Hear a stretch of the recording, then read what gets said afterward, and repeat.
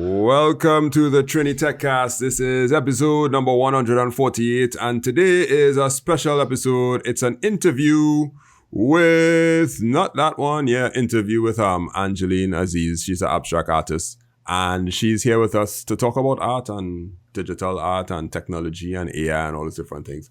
My name is Andre Charles from @MakeItSimpleTT. I am a secondary school teacher by trade. I teach computer science and IT, and I'm just here doing my best to make it in this cold world.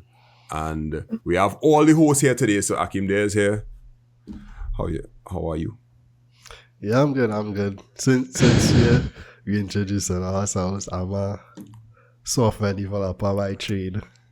And I used to do technology TikToks, but I think I retire now. Fun fact, the reason I know him is because we used to have videos on TikTok and people used to be like saying, hey, you know this fella, you know that fella. And I was like, I have no idea who this guy is, but his videos are cool. So yeah, it was a slid in the DMs, but not for what slide in the DMs is known for. Yeah, and then as long as it pause. Yeah, pause. Yeah, then we started our podcast, and we now at episode 140. Wait, now we're doing something for episode 150. That might be a thing that's coming up very soon. That's crazy. You should throw a party. The person that wants the party is Michaela. This is the second host. She's the diversity hire. She came in from episode 100.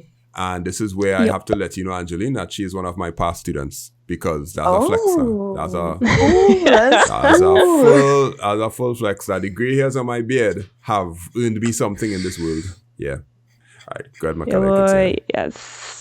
I'm a cybersecurity, I guess, consultant would be the best word to describe it. Yeah, cybersecurity consultant.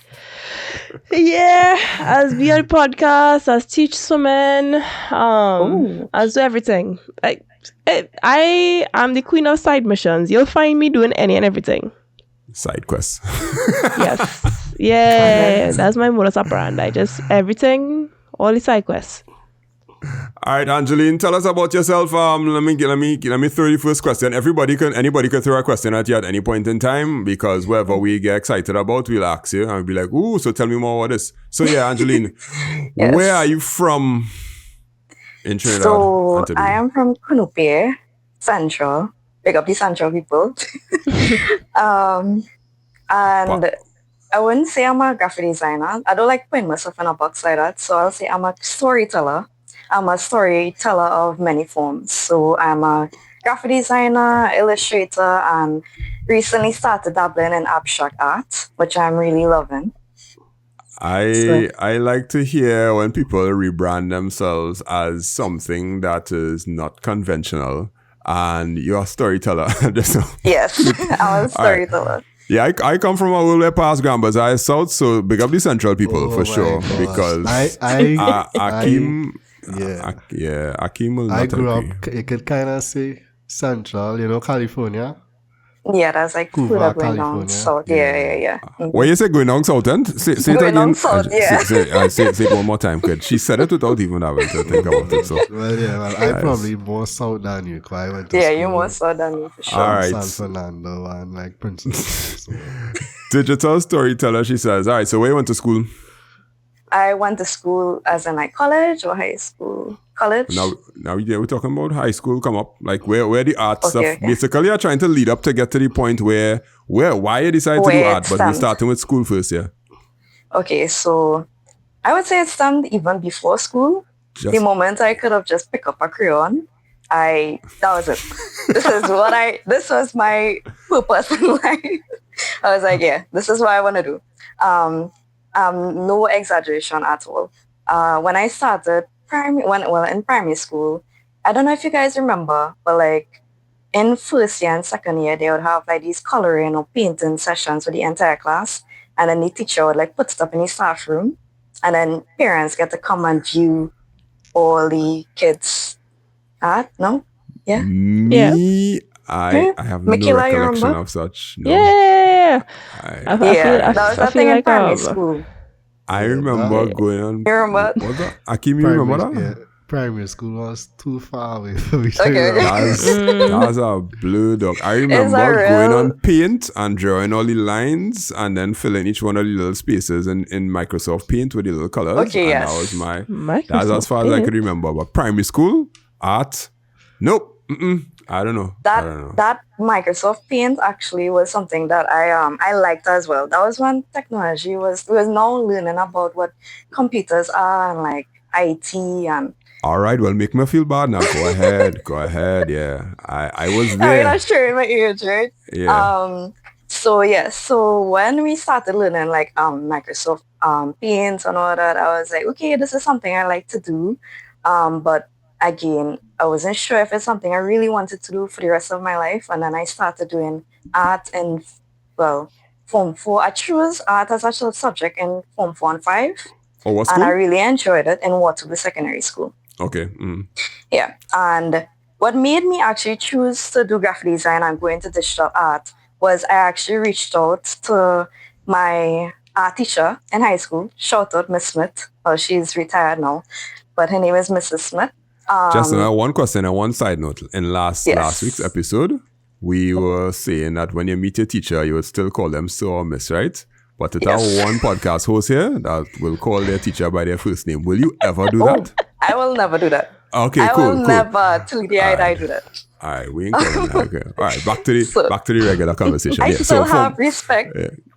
Form 5, right? So after Respect, you CXC say? and all Respect? that. Oh, what is yes, respect? I still respect my teacher up until now. And that was like a core memory for me because she basically like painted the pathway for me, right? Paved the way, basically. So I reached out to her and I was like, should I do art as like a degree? And she said, if you want to do it as a degree, you could like maybe teach art, but more lean into graphic design because at that point in time, graphic design was like now emerging, like properly emerging in society and in the world of technology and art. So I said, okay, this is something that I want to do and I still get to be creative, so why not? Then I started pursuing my bachelor's in graphic design in cost art in 2016. And I studied that for 6 years part-time. I know 6 years is a long time, but I was also working and going to school. So I was working in 2 places during that time. So I was working in Ministry of Attorney, General and Legal Affairs. And then after that, I was working in Guardian Media as a design specialist. And then now I'm currently working as a senior graphic designer in Maritime Financial Group. So okay. Yeah, I've worked in different industries over the past years. Right. Okay, so what is your? I can't ask you what your day-to-day job is like, but like, what is your passion right now when it comes to art? Like on this day, the 8th of February, 2026. This interview gonna come out in like 2 weeks, but that's okay. Like right now, Okay. If we ask you what art you're passionate about, or what in art you're passionate about, what would you say? Funny enough, I would say it's like I make a full circle and I went right back to traditional art because that is what I wanted to do. But at that point, I didn't see money in art. And now I'm back at that point where I'm saying, okay, I want to start doing traditional art again. And that is when I started abstract art. So now I would say my heart is in traditional art. And I'm doing a lot of more exhibitions now. And then I'm also leading my own company called Creative Fusion Art Studio, where I do a lot of freelance work, where I get to basically do more creative work. Aside from my corporate work at Maritime Financial Group. So right now, my heart is more in traditional. And traditional art would have been, I think you said you did art for CXC? Yes. That's like more of what you would have done for CXC. Yes, traditional, yeah. I have a kind of tricky question for you. Mm-hmm. Like, let's say, hypothetically, right? Because you know when people hear about art and, pursuing art as a career, there's kind of look down on it in a sense, in the traditional sense. Let's say in the future, I'm not sure if you have children or not. Let's say hypothetically you're trying, your daughter or your son come there and say, I want to do art as a degree or as a to pursue art. A profession, yeah. Yeah, as a profession. What Okay. What I would always say is stack skills. So you could choose to do art, but also stack it with something else. So I didn't choose to do art alone. I also do illustrative work, and then on the corporate side, I'm a graphic designer. So I still get to indulge in my passion for art while having some form of stability in the still art world, but via the graphic design job that I hold. So skill stacking, and also the world is advancing a lot, especially technology, and we'll get into AI art and all that, and how it changes everything. But definitely, I would say go for it, and don't limit yourself. Don't put yourself in a box, because I don't want to jump ahead and talk about the AI art thing and why it's people are getting like tired of it. But art is something that is actually gaining more value as time goes on. Like people are actually craving it more and more. I mean, part of the reason I ask is I have a 5-year-old and she really likes art. You know? She's big into, like for Christmas, she asked for oil pastels and chalk pastels. She didn't ask for no dollies or anything. She asked for that and like paint and special type of paper and stuff, you know, so. I would say give it a... Yeah, she got it. And deep down inside, he's thinking, will she be living in my basement for the rest of her life? That is the reality of our parent. Okay, I just play. It is alleged sitting on the floor right now. Yeah, it's funny, but it's comfortable, and I actually paint on the floor. I teach in a secondary school, and a lot of the students in the school who are art students, they'll be sprawled out on the floor. And just taking up the whole corridor and all kind of thing when they try to pass. So when you told me that, it just kind of flashed back to me walking down the corridor next to the art room, and they just have the whole everything on the ground, glitter all over the place, this paper, mixed media, all kind of stuff. It's the best place to be.